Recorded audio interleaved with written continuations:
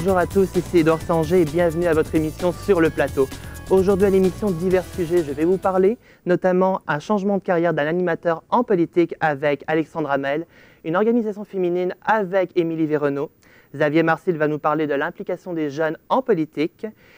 Marianne Doucet va nous parler de l'impact des technologies au cégep de Jonquière, plus précisément dans la bibliothèque. Et Antoine Pellanraté va nous parler des étudiants qui viennent d'ailleurs pour venir étudier en ATM à Jonquière. Mais tout d'abord, Manon Le Bastard va nous parler des proches aidants naturels, des aidants naturels. Bonjour Manon, comment ça va? Bonjour, ça va? Alors dis-moi, peux-tu nous en dire un peu plus sur ce sujet? Alors oui, donc les aidants naturels en fait ont un quotidien assez difficile. J'ai recueilli le témoignage d'Elisabeth Laroche, qui est une aidante naturelle. Elle s'occupe de son père qui est atteint d'Alzheimer depuis 2014. Donc en plus de devoir accepter la maladie de leurs proches, les aidants naturels doivent complètement réorganiser leur quotidien. Donc c'est très stressant et ça fait qu'ils se posent de nombreuses questions. Ok, mais est-ce que ces personnes sont bien informées? Est-ce qu'ils ont un bon suivi? Au début, les aidants naturels se considèrent comme étant bien informés, mais ensuite, plus la maladie progresse et moins ils sont moins informés sur la maladie en elle-même, mais aussi sur comment gérer leurs proches, le quotidien de leurs proches.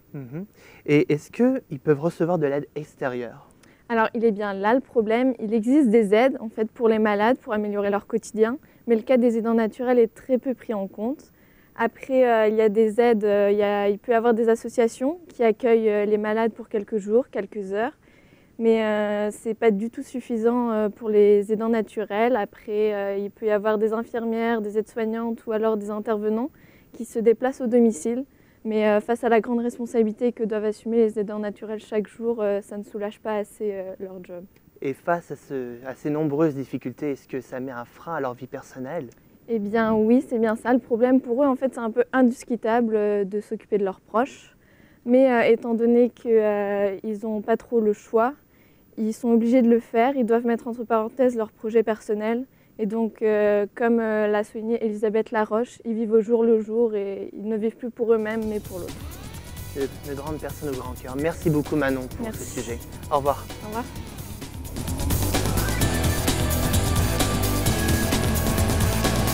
Plusieurs personnes viennent d'ailleurs pour venir étudier au cégep de Jonquière. Antoine Pellanraté va nous expliquer un peu plus sur ce sujet. Bonjour Antoine. Bonjour Edouard. Alors, peux-tu nous en dire un peu plus sur ce sujet? Qu'est-ce qui viennent chercher les étudiants pour venir en ATM? En fait, en général, c'est pour des opportunités d'études différentes qu'offre leur pays natal. On parle aussi beaucoup de l'aspect technologique qu'offre le programme ATM. La technologie, ce n'est pas vraiment quelque chose qui est très commun dans les programmes, même occidentaux en Europe. Et ça devient l'aspect technologique et technique d'ATM, c'est quelque chose de très recherché par les étudiants de nos jours, surtout ceux qui veulent se diriger vers le secteur quaternaire. Il y a aussi la qualité de l'enseignement qui est réputée, celle du Québec, et la bonne réputation du programme, bien sûr. Mais est-ce qu'ils reçoivent de l'aide? Oui, bon, il y a deux possibilités. Les étudiants peuvent bénéficier d'une bourse du gouvernement qui va leur permettre de dépenser sur leurs dépenses habituelles, comme par exemple le loyer, s'ils s'en vont en appartement, bien sûr, l'épicerie. Malheureusement, il y a des étudiants qui ne peuvent pas profiter de cette aide-là et qui vont malheureusement devoir utiliser leur argent personnel pour ces choses-là. Souvent, c'est leur famille qui va écoper puis qui va devoir les aider dans ce qui est dans leurs dépenses, parce qu'à ce moment-là, ça devient un voyage étudiant extrêmement dispendieux. Mais d'où ils viennent généralement, ces étudiants? En général, ils proviennent de pays francophones, comme par exemple, il y a La Réunion, qui est une ancienne île coloniale française, qui dans le fond, maintenant, ils font partie entière de la culture française. Et bien sûr, la France, le Maroc, bref, tous les pays qui sont comme langue principale le français. Donc, ça devient extrêmement accessible pour eux de pouvoir bénéficier des études qu'on offre au Québec. Comme quoi, ATM, c'est quand même accessible pour tout le monde. Mais oui, merci beaucoup. Et merci beaucoup pour ce sujet, Antoine. Merci. Merci. Au revoir.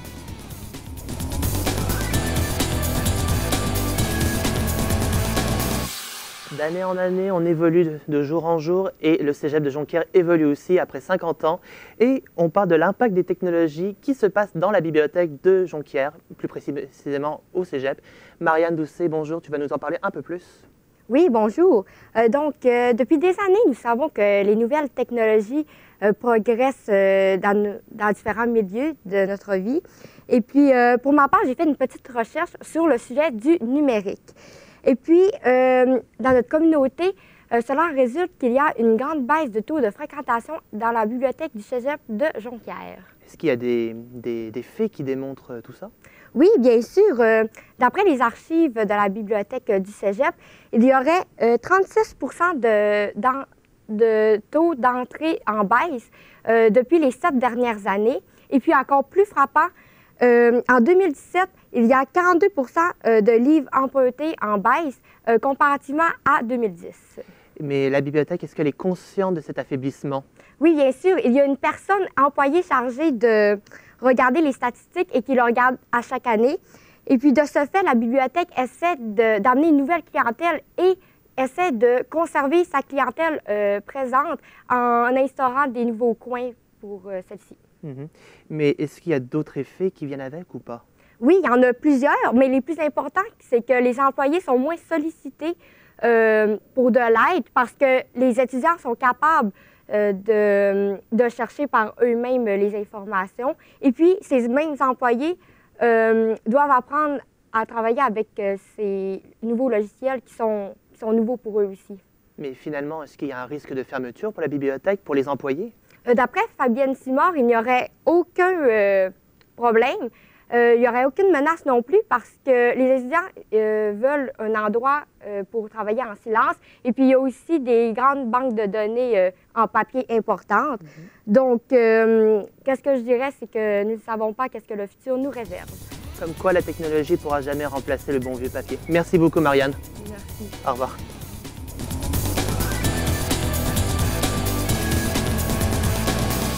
La politique est un sujet assez délicat pour les jeunes adultes, mais ils s'impliquent quand même beaucoup dans la politique, surtout au Québec.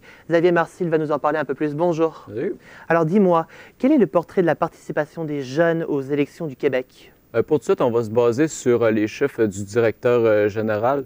On va prendre les chiffres de site de Statistique Québec qui dit que la partie des jeunes de 18 à 34 ans, c'est la partie du Québec, une des parties les plus majeures de la population.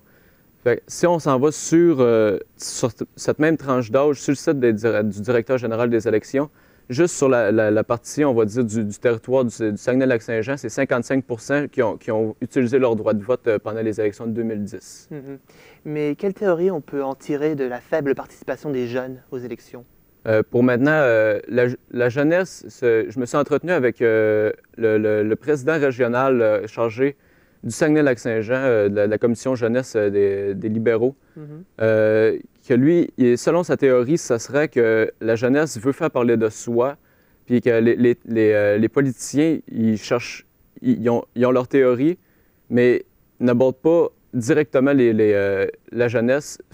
C'est ce qui donnerait que la jeunesse, ça serait un peu réticent, de reculons à participer de plein pied dans la politique. Tu me parles beaucoup de jeunesse, mais c'est quoi la commission de jeunesse du Parti libéral du Québec? C'est une aile jeunesse, justement, que c'est entre les 18 à 24 ans, 16 à 24 ans, désolé, qu'eux, ils votent, ils participent un peu au projet de loi. Ils ont un droit de vote et ils peuvent aller jusqu'à 33 de tout le programme. Et c'est ça, ils travaillent avec les politiciens pour se faire entendre. Et pour en finir, est-ce que pour un jeune adulte de 18-19 ans, c'est difficile pour lui de participer aux élections? Non, comme j'ai eu avec ma source, il s'est fait lui-même approcher par Richard Robert, celui qui se présentait pour le député de Saguenay-Lac-Saint-Jean. Il se présentait, puis il est allé le chercher lui-même pour avoir de l'aide, pour avoir un vent nouveau sur la jeunesse d'aujourd'hui. Comme quoi, les jeunes doivent toujours s'informer pour participer en politique. Merci beaucoup, Xavier.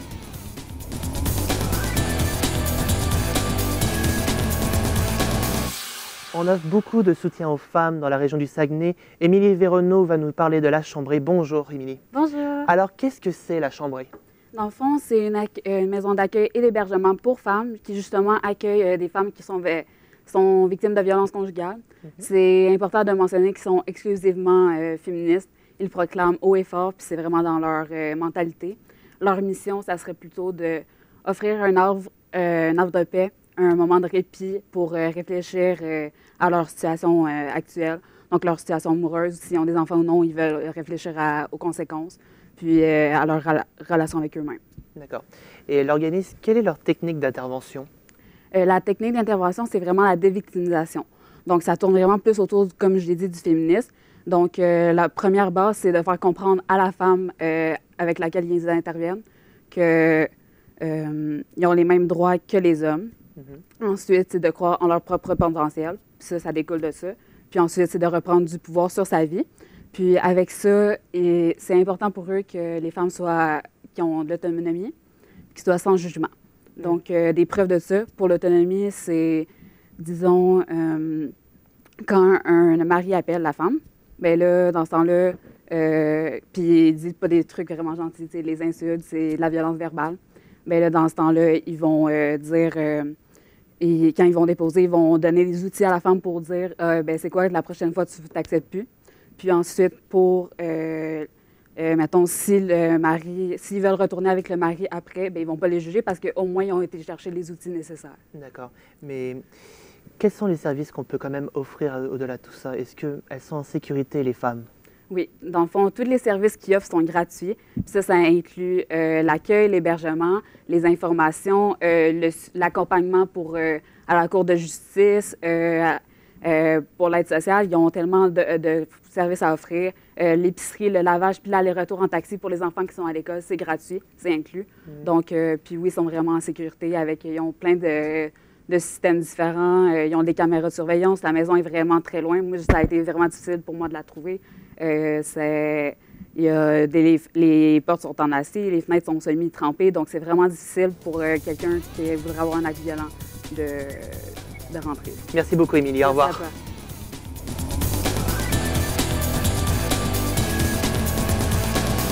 Nous terminons aujourd'hui avec un changement de carrière des plus surprenants, avec un animateur qui veut devenir politicien. Et Alexandre Hamel va nous éclairer notre lanterne. Bonjour Alexandre. Allô. Alors, de qui s'agit-il exactement? Eh bien, il s'agit de Marc-Antoine Audette. Peut-être que le nom vous dit quelque chose. Non. Il est un peu partout dans le monde des médias en tant qu'animateur radio, télé, humoriste, notamment connu pour être dans le duo humoristique Les Justiciers Masqués avec Sébastien Trudel. Et là, gros coup de théâtre, grosse surprise, il se lance en politique, et pas avec n'importe qui, avec Denis Coderre dans le but d'être conseiller municipal pour l'arrondissement sud-ouest de Montréal. Mais pourquoi un tel changement de média à politique? Eh bien, en fait, il faut savoir qu'à la base, M. Audette a étudié en économie et politique. Dans son jeune temps, c'est d'ailleurs là qu'il a rencontré son partenaire Sébastien Trudel. Et puis, bon, Denis Coderre, c'est un ami de vieille date. Il l'a rencontré, il lui a offert des offres. Et puis, à un moment donné, il a dit, bon, d'accord, il est temps que je me lance. C'était quand même un projet qui était sur la table depuis un bon moment d'être politicien. Et puis là, il est dans sa lancée. Mais quand même, comme style de vie, on passe de médias à politique. C'est pas un peu plus compliqué pour lui, quand même? Non. Autant surprenante que la réponse puisse l'être, pas du tout. En fait, M. Audette m'a fait part de sa facilité qu'il a maintenant à communiquer, à écouter. Et c'est d'ailleurs sur ça qu'il mise pour sa campagne électorale, parce que selon lui, une bonne campagne réussite, c'est bien écouter les gens, la population, qu'est-ce qu'ils veulent exactement. Et lui, c'est aussi communiquer qu'est-ce qu'il veut pour la population, qu'est-ce qu'il veut faire, ses projets, etc. Puis en même temps, ça crée une certaine proximité. Puis bon, il n'a pas nié que, bien évidemment, le fait d'être connu, ça ne peut pas nuire à quelque part. Mais son passé de médias et d'humour ou tout le reste, ça lui manque pas quand même? Bien, c'est sûr, ça lui manque un petit peu, mais c'est pas 100% mis de côté. Bon, d'accord, la politique, ça prend beaucoup de place, mais quand même, l'écriture reste la base de l'humour. La télé, la radio, et pour lui, c'est sa plus grosse passion. Il a encore plein de projets avec Sébastien Trudel. Et selon moi, un petit retour sur nos écrans et nos radios ne devrait pas tarder de la part de Marc-Antoine. Comme quoi, sa carrière dans les médias n'est pas encore finie alors. Merci beaucoup, Alexandre. Au revoir. Au revoir. Et c'est déjà tout pour nous dans l'émission. Je voudrais remercier à nos journalistes pour leurs sujets variés. Donc un grand merci à Manon Le Bastard, à Antoine Pellan-Raté, Marianne Doucet, Xavier Marcil, Émilie Véronneau et Alexandre Hamel. Aussi, j'aimerais vous remercier à vous, cher public, de nous avoir suivis. C'était en direct de nos studios sur le plateau, l'émission. C'était Édouard Sanger et je vous dis merci et à bientôt. Au revoir.